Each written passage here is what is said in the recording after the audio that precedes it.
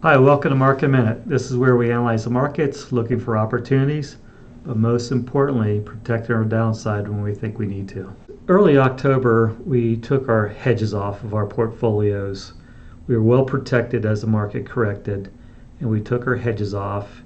And then last week, we got more offensive, so we got more exposures to the market. We think it's time to buy. We think there is some risk to the markets, obvious risk, but we think it's time to buy for a nice move in the year end. Then we have to start worrying about next year. And it's broken through some of the shorter term moving averages, so it's gone through the 20-day, and now it's approaching the 100-day there in yellow and the 50-day in green. So we like to see it pierce through that, and we think maybe it's got a shot at the recent highs here that we had back in July. So the market fell 8% from that point in July. Now it's down about 5%. So it's a little oversold, starting to spring back. What we're concerned about is treasuries. We think that they found kind of a bottom here in the yield. So the yield's up closer to 5%. We think that's going to be the peak this year, trading between 4 and 5% this year. So it's at the upper end of the range currently at 4.7%. So remember, there's a massive short position against the Treasury market. That gives some backstop to the overall Treasury market holding in there. The 3 quarters of earnings we've seen so far, last 3 quarters, have been negative. We think this quarter, the third quarter, will be a positive upward movement. And then the fourth quarter will even be better because the comparisons are really easy. The valuation of the market is high, but it's concentrated in those top 7 names. So the rest of the market relative to interest rates actually looks just fine. It's that you combine those 7 stocks with everything else in there, you get a highly valued stock market. So maybe the stock market broadens out here this quarter as we go through the end of the year. Next year, though, we have some things to deal with. We have a potential recession. We think the recession is highly likely given the inverted yield curve, the impact of inflation, the toll it's taken on the consumer, and then higher interest rates is impacting the housing market and also businesses. So we think that will resurface itself in 2024 into some sort of recession next year.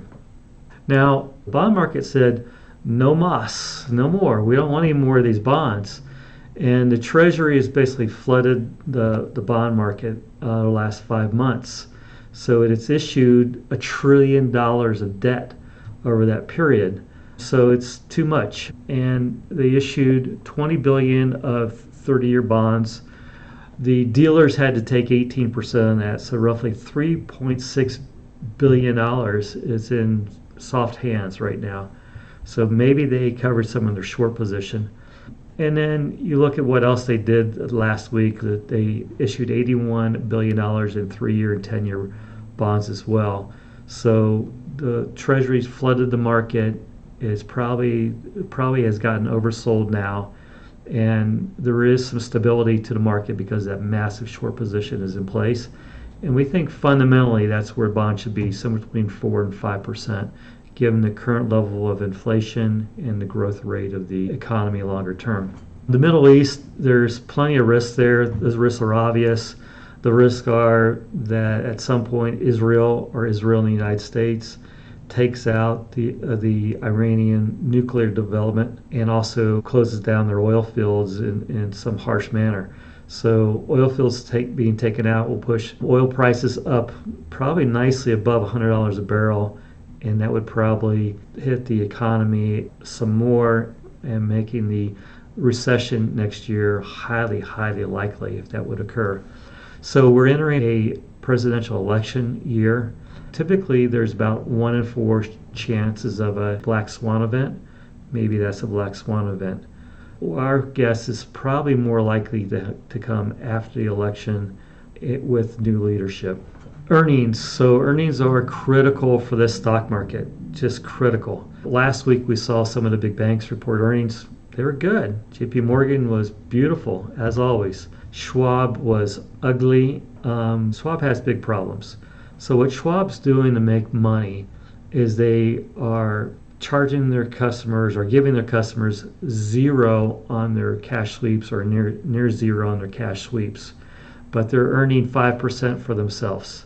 So as interest rates fall at some point, their earnings are just going to evaporate.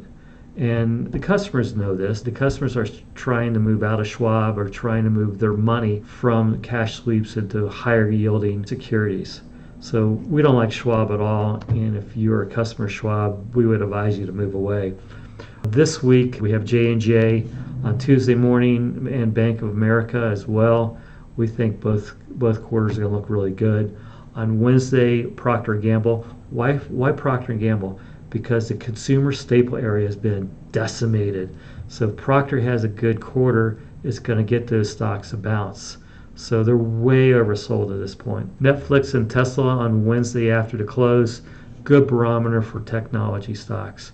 So you can see here we have 3 down quarters in a row. So we had an earnings recession. This quarter will likely be up maybe 2 or 3%. And then next quarter, highly likely to be up as well because the comparison was really easy versus a year ago. So that'll likely be up in the fourth quarter.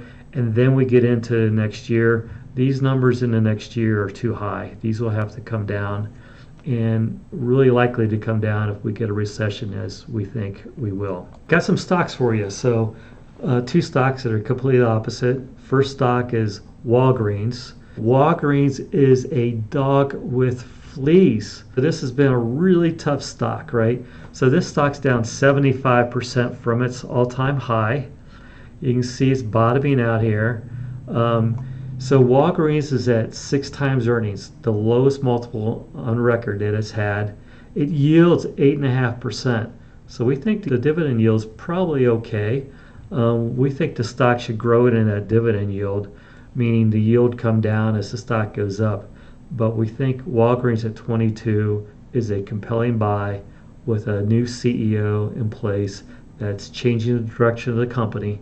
So the direction of the company is to become a healthcare company, not a slow-growing, poorly positioned retailer. There's some new drugs that are coming to market, especially in the obesity space, that'll probably drive their pharmacy. So that's a big positive for Walgreens. So look for this stock to double over the next couple years and collect that dividend. The next stock is On Holdings. On Holdings, we've been waiting for this stock to come down.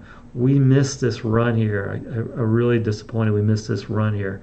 So here's another shot to buy it. Down in the mid-20s, mid to low 20s is where we like to buy the stock, and so it's come down in a nice way. It's an opportunity. The stock has a big multiple, but it's growing at a really fast pace. 37 times earnings. It's growing this year at over 140%. So it's down 32% from its high. It's an attractive buying opportunity. Put the two together, you have some nice diversification of Walgreens and On Holdings. In our portfolios, where it's consistent to own these things, we bought both stocks. So we're looking for some nice movement out of both of these.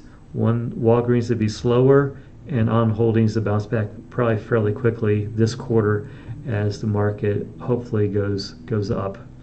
So in general, we are defensive, but we think there's an opportunity here in the short term to make some money. As we enter next year, we think a recession will occur sometime next year, and we'll see another downdraft in the overall stock market. But in general, stocks look pretty attractive. The stock market itself, not that attractive because of the higher valuations of some of the tech stocks. But in general, we think it's going to rotate quite a bit maybe this quarter and get some nice returns on our stocks this quarter. So thank you very much. Hit like, hit subscribe, come to my website, Patrick Adams CFA, and sign up for Mark in a Minute.